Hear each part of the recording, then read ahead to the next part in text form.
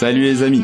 Être grow, c'est un peu comme être un savant fou. On teste plein de nouvelles expérimentations pour trouver la solution qui va nous générer de la croissance.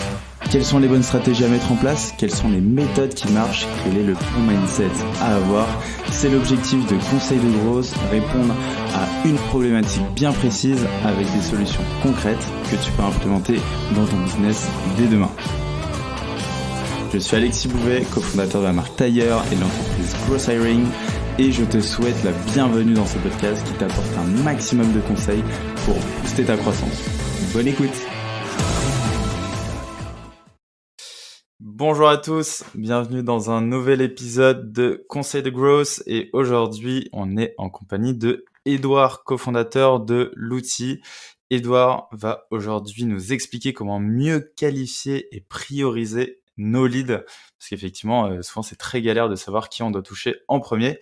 Edouard, tout d'abord, bienvenue, comment vas-tu? Hello à tous, merci Alexis pour l'invitation.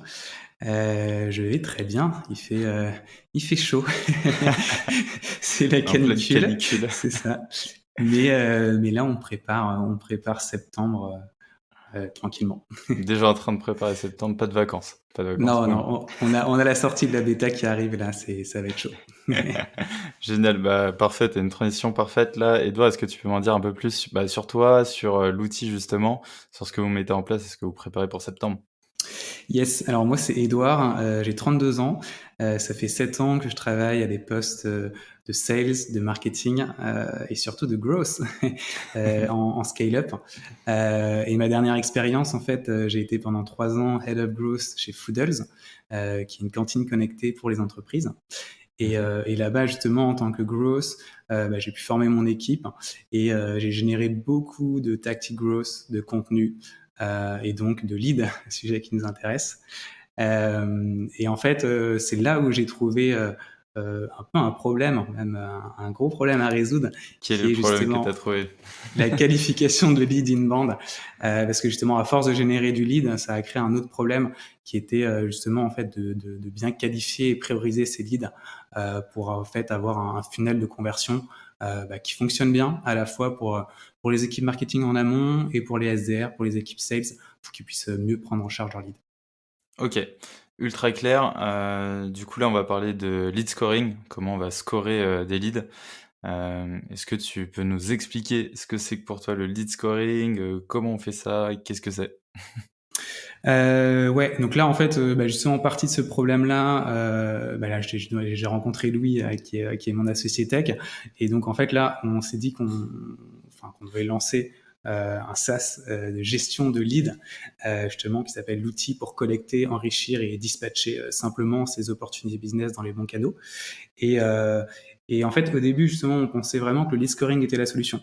Donc justement j'ai pas mal creusé le sujet, mais finalement je me suis rendu compte que le lead scoring ça ne fonctionne pas, parce qu'en fait ce sont des solutions très enterprise à la Marketo qui existent depuis 20 ans, et en fait même les CRM par exemple comme HubSpot, on peut faire du scoring en fait, un score entre 0 et 100, mais souvent en fait ça va mélanger à la fois des critères de comportement et des critères démographiques, et au final en fait ton SDR, le fait de savoir qu'un lead est à 52, c'est pas ça qui va l'aider, ouais. Et surtout que c'est pas évident de pondérer le score, de mettre les bonnes limites, etc.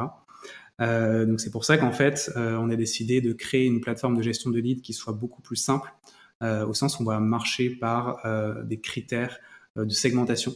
Et là en fait ce qui marche bien, c'est plutôt de fonctionner par tiers de qualification. C'est-à-dire que tu auras d'un côté des spams ou des trash leads. Donc typiquement, quand tu as un business B2B, ça va être du B2C, des adresses bounce, du spam, des étudiants. Donc ça, c'est vraiment le premier tiers de qualification.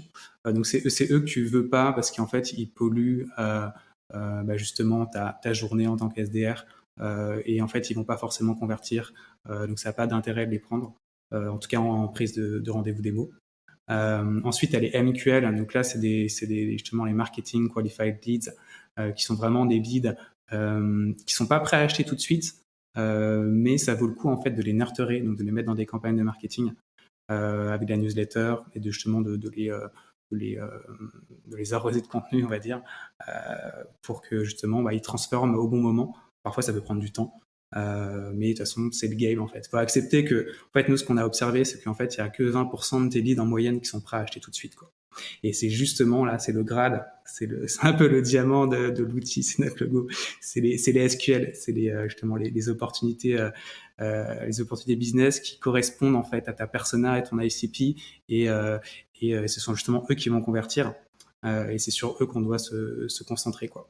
Et c'est là où en fait c'est intéressant de faire des règles de dispatch, justement pour faire gagner du temps en fait au SDR, pour faire gagner un temps précieux.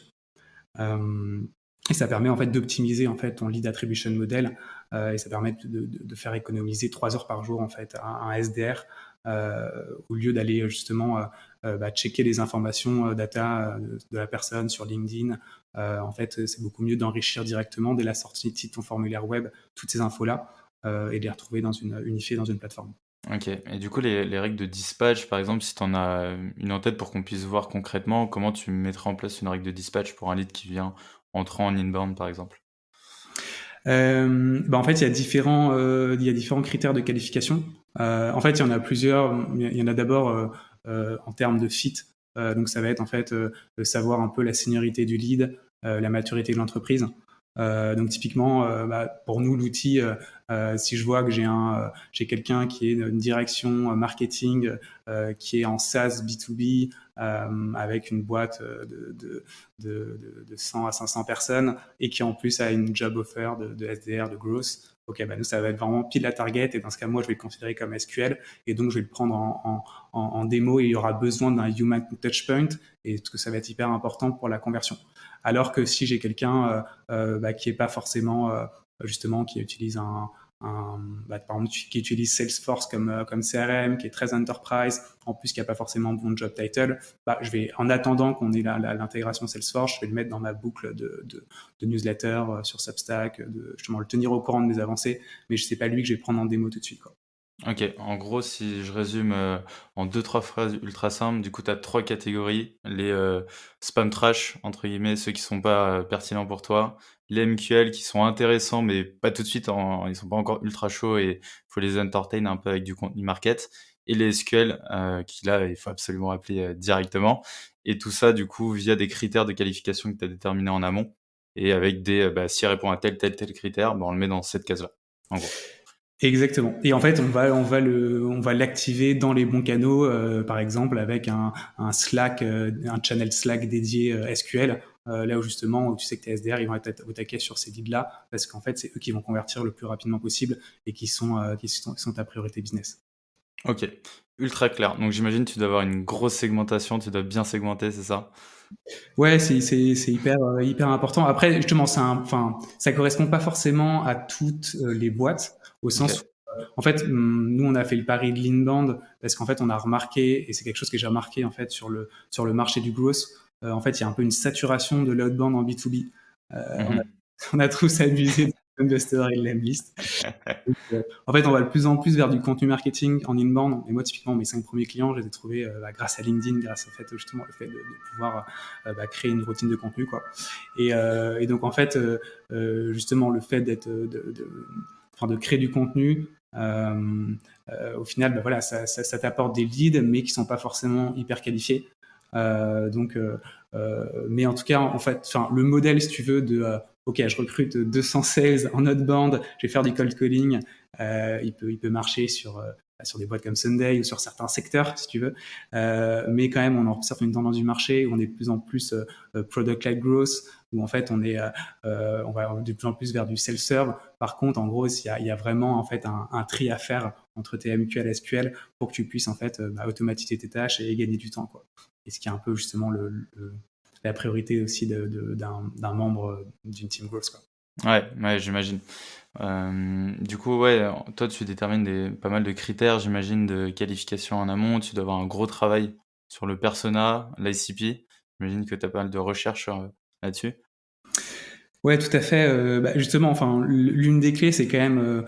Donc, en gros, si j'ai un business où justement je reçois pas mal de leads, le tout, c'est vraiment aussi de regarder dans son CRM un peu justement quel est faire ce travail de persona. Il est hyper important pour essayer de bien comprendre en fait quels sont les critères de fit, d'engagement, de source. Et donc justement, en fait, on n'adresse pas le même niveau de priorité et les mêmes contenus en fait selon la cible. Donc c'est hyper important de bien faire ce travail de persona euh, et, euh, euh, et voilà et regarder un peu justement les critères qui transforment. Après justement enfin les critères déjà ils peuvent être assez basiques au début quoi. Il n'y a pas besoin non plus avec 5 critères on peut déjà préfiltrer de manière assez efficace. Et après s'il y a vraiment des critères que tu n'arrives pas à trouver justement ou que tu peux pas enrichir ou que l'outil va pas te donner, en fait, le tout c'est de le mettre dans son formulaire, quoi. C'est-à-dire que typiquement, justement chez Foodles, on demandait, ok, est-ce que le prospect a déjà une cantine ou non. Voilà, c'était ou à des tickets restaurants, ce genre d'information, on est obligé de la demander, donc il faut le mettre dans le formulaire. Là, pour l'outil, c'est est-ce que le nombre de leads par mois que tu reçois. Ça, c'est des informations en fait qui sont clés, qui peuvent justement rentrer en termes de critères de qualification, et que c'est important en fait de les mettre dans ton formulaire. Donc en fait, c'est un art subtil entre eux, justement, ne pas en mettre trop, tu vois, sur le Ouais. formulaire. Ou, ok, à Pour que ça partir de là, convertisse quand même. exactement, pour que ça convertisse. Mais bon, il y a 2-3 informations cruciales qu'il faut absolument mettre. OK, pour, bien prioriser. Ultra clair. Bon, moi, je suis plutôt convaincu, des bénéfices de la segmentation et de la priorisation. Est-ce que tu peux un peu les rappeler, peut-être, énoncer 2-3 trucs qu'on n'a pas forcément en tête, mais qui, au contraire, effectivement, quand tu mets ça en place, c'est vraiment un game changer pour ton business? Déjà, en fait, ça permet le fait justement de mieux gérer ses leads, ça permet de réaligner les équipes sales et marketing. En fait, il y a plus, c'est le fameux sales and marketing agreement, Mmh. au sens où voilà, parce que généralement après les équipes sales disent ok, mais les leads que tu m'envoies, ils sont pas qualifiés, Ils sont nuls et et tout vice versa, machin. L'équipe exactement. market a dit: «Mais attends, mais tu les contactes pas et tout machin». Exactement, le Exemple. fait de se poser en disant ok, et attends, nos règles de qualification et de dispatch, on est bien d'accord, ça c'est un lead prioritaire, ça ne l'est pas, et en fait c'est hyper important de faire ce travail-là en amont. Et après ça te donne un peu aussi un health score. Moi j'encourage les team inbound aussi à bien regarder chaque mois en fait combien de pourcentage de trash lead tu as, combien de MQL, de SQL. Un peu comme tu as un NPS aussi sur le service client, en fait, aussi sur ta croissance inbound, c'est hyper important de regarder que tu n'aies pas non plus trop de trash lead, parce que ça veut dire que tu as mal fait aussi peut-être tes campagnes d'acquisition, ou tu n'es pas sur les bons canaux. Je sais pas, par exemple, que tes Facebook Ads, elles marchent pas parce qu'elles drainent trop de leads, de trash lead en B2B, quoi. Donc voilà, c'est important de bien regarder ça. Et après, justement, si le travail il est bien fait, ça permet de convertir 2 fois mieux, quoi. C'est-à-dire que moi, j'encourage les équipes marketing, enfin les équipes sales surtout, à ne pas prendre en charge justement tous leurs leads. Et ça, c'est un vrai travail d'éducation sur certains directeurs commerciaux qui pensent, justement, il vaut mieux se concentrer sur les 2-3 leads qui transforment. Et en plus, ça va te mettre dans un bon mood où tu vas enchaîner les call inbound et tu vas les transformer. Tu vas avoir le Que mojo, quoi. plutôt, c'est ça, exactement, que plutôt d'en prendre 10 et dont 5 qui vont pas convertir, quoi, parce qu'ils doivent être d'abord nurturés ou que c'est pas ta cible, quoi. Donc ça, c'est un vrai travail aussi d'éducation sur le marché. Mais ouais, le bénéfice, c'est vraiment, là, en tout cas avec nos bêta-testeurs, on voit qu'on convertit beaucoup mieux. Donc ça, c'est top. Trop cool. Trop cool. Là, on a parlé pas mal de inbound. Moi, je voulais challenger un petit peu le côté outbound. Est-ce que Ouais. tu penses qu'on peut aller aussi loin et pousser la chose dans une segmentation? Et effectivement, elle va être différente parce que c'est pas des gens qui ont rempli un formulaire. Peut-être qu'on n'aura pas assez de data. On n'aura pas peut-être posé les bonnes questions, tu vois, en amont. Mais est-ce qu'on pourrait mettre en place ce genre de système pour l'outbound? Ouais, tout à fait. Là, c'est deux outils. Il y a un outil qui s'appelle ProspectWiz, qui fait justement de la segmentation outbound. Mais c'est vrai que c'est justement ce travail de segmentation, que ce soit en inbound ou en outbound, en fait, il est hyper important. Parce que le fait de bien segmenter, ça permet d'hyper personnaliser en fait ses approches. Donc, que ce soit quand tu reçois du lead ou quand tu vas le chercher. Et après aussi, ça permet de faire du lookalike aussi sur ces publicités. Donc, en fait, il y a plein d'usages hyper intéressants. Et après, tu peux retravailler tes campagnes et personnaliser de plus en plus justement ton contenu. Et c'est Mhm. clairement c'est ça qui va transformer, quoi. Ok, je vois. Très bien, là, tu as parlé justement de Prospect Quiz. Est-ce que tu as d'autres outils en tête que tu peux confier à ceux qui nous écoutent? Au-delà de l'outil qui est trop cool et qui va bientôt sortir, j'ai trop hâte de tester tout ça. Justement, moi je suis pas mal là sur la création de contenu, parce qu'avant j'étais très outbound et maintenant je passe justement à côté inbound. Et non, mais j'aime. Enfin, il y a vraiment un outil qui s'appelle Taplio qui est pas mal, qui permet justement d'automatiser son contenu, sa création de contenu sur LinkedIn. Ok. Et c'est vrai que c'est pas mal du tout. Toi, l'outil, ça répond justement à cette problématique. Il n'y avait pas d'outil aujourd'hui qui te fournissait ça, ces bénéfices. Donc, c'est trop cool que tu arrives carrément à dire, vas-y, je le crée moi, et puis je le fais, et puis ça va aider plein de gens, quoi. Carrément. En fait, là, je suis en train de lire le bouquin de Guillaume Moubèche, The 150 Million Secrets, et non, c'est vrai que c'est intéressant. Et bon, c'est une autre inspiration, mais rien à voir. C'était trop cool. Edouard, est-ce que tu as un dernier petit conseil d'amis pour ceux qui nous écoutent? Yes, attends, bon growth, je suis obligé de le faire. Donc là, en septembre, là, on est en train de lancer notre bêta, et donc en fait, on offre des crédits de qualification. Donc là, on offre 200 crédits offerts si vous venez de la part de ce podcast. N'hésitez pas à nous faire un petit mot sur notre site web. Voilà, pour la communauté growth, parce qu'au final, moi, je lui dois beaucoup, tu vois. Genre, j'ai trouvé mon problème grâce au growth. Et je me suis formé aussi au growth grâce à la communauté. Donc c'est top de donner à recevoir là-dessus, quoi. Magnifique. C'est une très belle communauté de partage. Et tu représentes ça très bien. On peut te retrouver aussi sur la communauté growth, sur également LinkedIn. Je le mettrai aussi en description de l'épisode. En tout cas, c'était un plaisir, Edouard, de t'avoir parmi nous. C'était trop bien. Je te dis à très vite et prends soin de toi. Merci Alexis. Salut, bye. Salut, ciao. J'espère que cet épisode t'a apporté de la valeur. Si tu veux me motiver et me soutenir pour faire encore plus de contenu, tu peux mettre 5 étoiles sur Apple Podcast et me confier tes problématiques en commentaire. Tu peux aussi le partager autour de toi si tu penses qu'il peut aider. On se retrouve la semaine prochaine pour un nouvel épisode. En attendant, prends soin de toi.